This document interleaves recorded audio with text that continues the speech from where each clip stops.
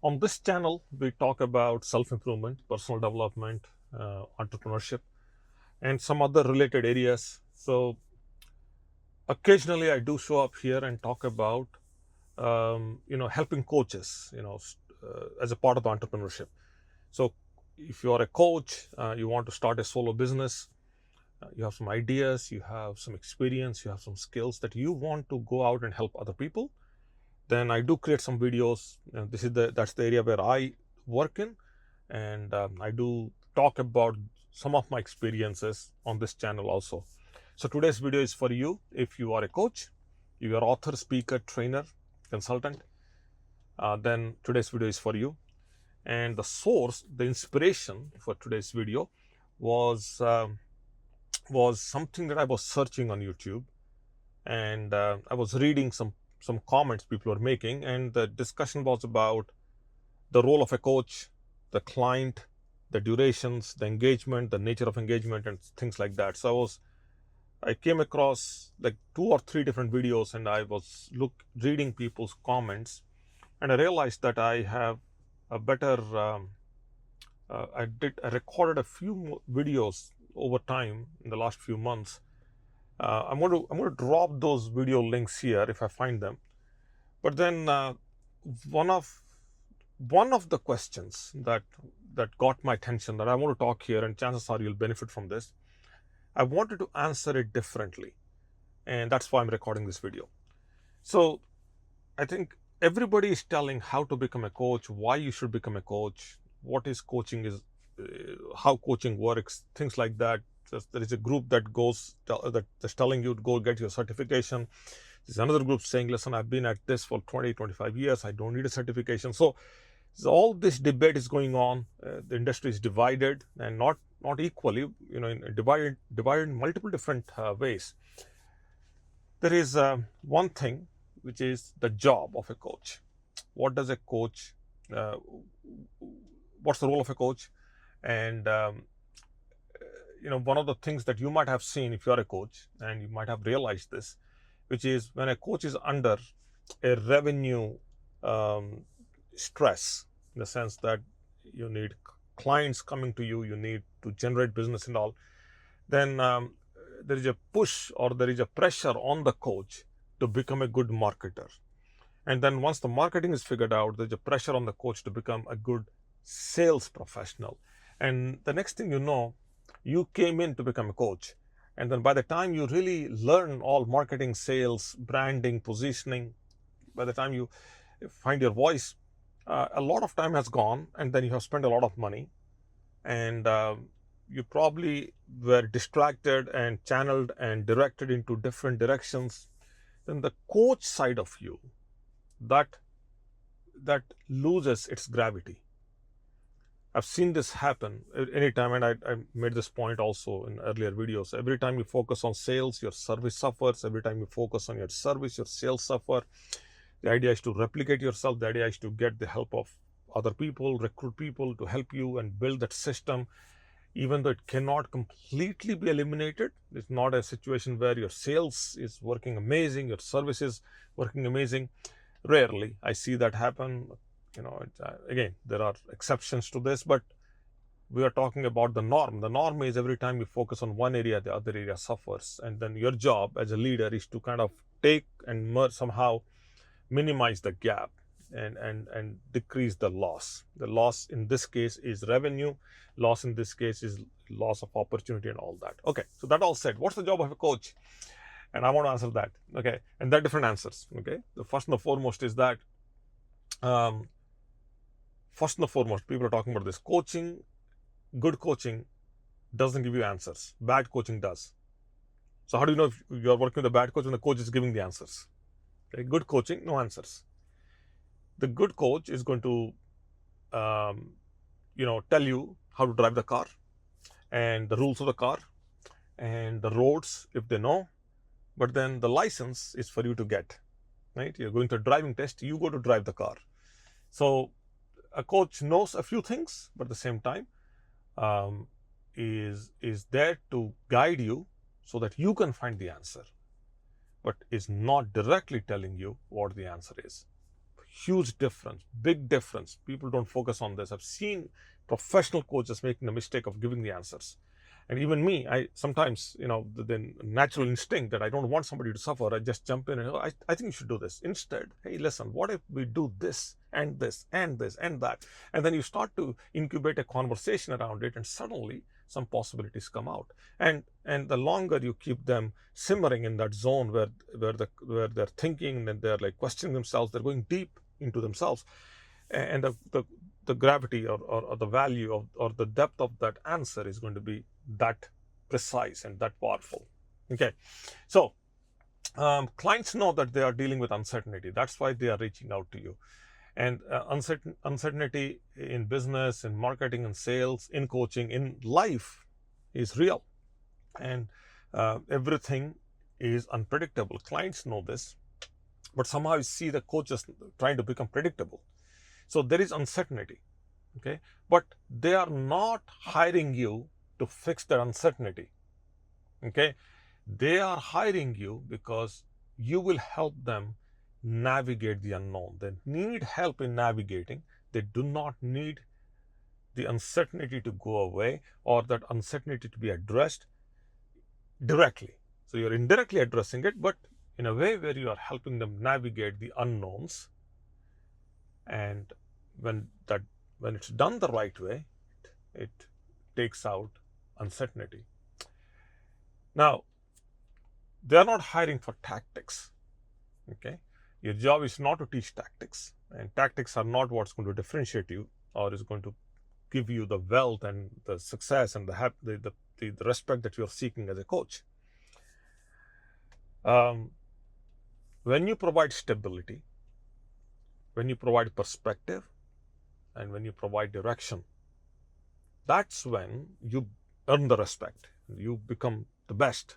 And this takes some time, and it takes a few, depending upon how many you want to. There's no way to say this. Okay, it's going to take a few years or whatever. That's not the point. But it takes time, and it comes with you working with people and getting well rounded, and then applying what you know, and you go through the journey. That's when this happens. There's no timeline to this. People do it very quickly. Some people don't get it. They spend years, whatever. So it's very hard for me to say that, okay, it takes time, but the question is how long and all. I can't quantify that. I try to do this on this channel. My idea is that I give a perspective. Most of my videos are based on perspective, occasionally some direction. But when you're talking about stability, that means you're working with somebody because their situation is very, very unique and very singular to them. So you're working with them. So you are kind of, and then you're applying your experience and know-how to create stable points in their challenges, and you're guiding them through the uncertainty. Okay. So let's talk about some roles that you as a coach, you need to play. And before I go there, there is a high possibility that you're not a coach. But if you're already this far into this recording, it's already 8 minutes in, that means there is a coach in you. You're a father, you're a mother, you're a coach, you're raising your children. So regardless, we do play the role of a coach, and not necessarily we are labeled that way, or that's not our identity, and we're not getting paid for that, but still we are. So it's better to develop those skills regardless. So if you're with me up till this point, and I'm considering that you are a coach, because that makes my life easier, knowing that you are here until this point, you're going to go all the way to the end. Okay, let's talk about some roles. What are the roles? The first and the foremost is clarity. Your job is to provide clarity. This is the problem that I saw in some videos. The people were struggling to explain this. What is clarity? If I ask you what is clarity, people know that they need clarity. You as a coach, you know that you can provide clarity, and you should provide clarity. Question is, what is it? What's the approach for providing clarity, and how do you know they get clarity? Well, the simplest way to say this is, if I come to you, let's say you're seeking clarity, and you're sold on the fact that you need clarity, and I'll tell you this. I say, listen, let's not worry about things that we cannot control, and let's focus on things that we can control. So why don't you sit down and write down all the things that you cannot control? And then let's sit down and write what all can you control. And then when you and I talk, then I'll say, okay, fine. Maybe you got a few items on this category incorrect and some items in this category incorrect. So that comes from the conversation, from the debate, or from the from the back and forth. So by the end of 30, 40, 60 minutes, now we have a few items, shuffled between these two categories. And now you agree that, okay, fine, I have absolute control on 4 items and I do not have control on the other 6 items. And then I'm spending all the time thinking about this, and I'm not going to be focused on these things, and all I will do is focus on the things that I can control. That's clarity. That's clarity. So your job as a coach, as a role, one of the roles is to provide that clarity and help them, kind of guide them. I gave you a very basic example here, but there are different other ways to arrive there. You get the idea. You get the point. The next part is consistency. This one is primarily how do I position this? Okay.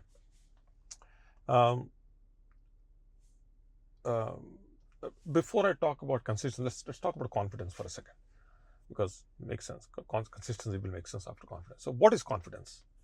And there are different definitions on this. Confidence is the ability to move forward despite not having complete information. That's what confidence is.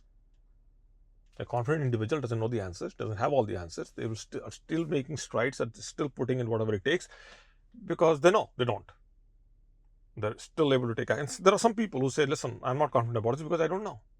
And I'm only going to work on this if I know all the answers, and all the answers are not there. Again, we started out with this video by saying that everything in life is uncertain.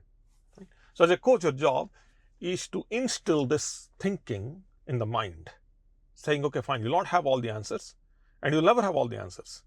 So you should make the move and you should take the action and somehow get them to become autonomous, in the sense they practice and they start taking actions. That means you're instilling confidence in them. Now, let's talk about consistency. It's going to make sense now. The consistency part is very simple. Consistency is that as you take action, you will be burdened. There are going to be setbacks, challenges, roadblocks, and the effort is not going to be sufficient. And the resistance is going to be much more bigger and heavier than the force that you planned and that you are applying. So you are limited by resources, you'll be limited by capability, and you'll be limited by the other things, such as dealing with unknowns and the emotional setbacks that come with it. Consistency means that despite of all this overload, you make your client take action. Okay? They're consistent with the action regardless of the circumstances. That's what consistency is. I can't even say that word. Okay, so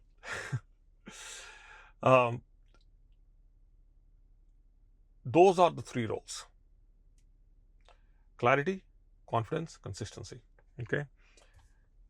Among all these things, your role is important, because the role that you're playing is your presence, and that presence is acting as the anchor. Okay.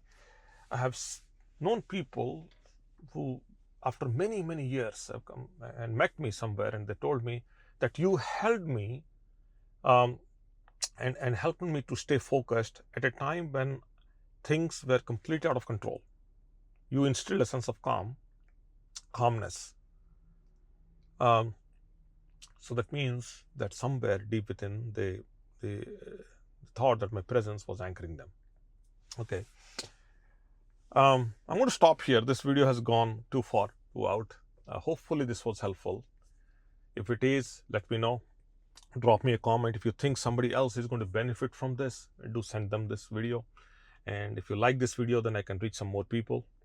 The algorithm kicks in. And if you do subscribe, then I'm in front of you every day at this point. I show up like this with no filters, nothing, just a camera, my iPhone actually recording this. And I want to have a sincere and and a very open conversation with you, sharing sometimes perspectives, sometimes giving direction, and hopefully these two themselves, end up as stability for you. Okay, that's the goal. Okay, that's all for now. Wherever you are, you be safe, and I'll be with you as early as tomorrow. Take care. Bye now.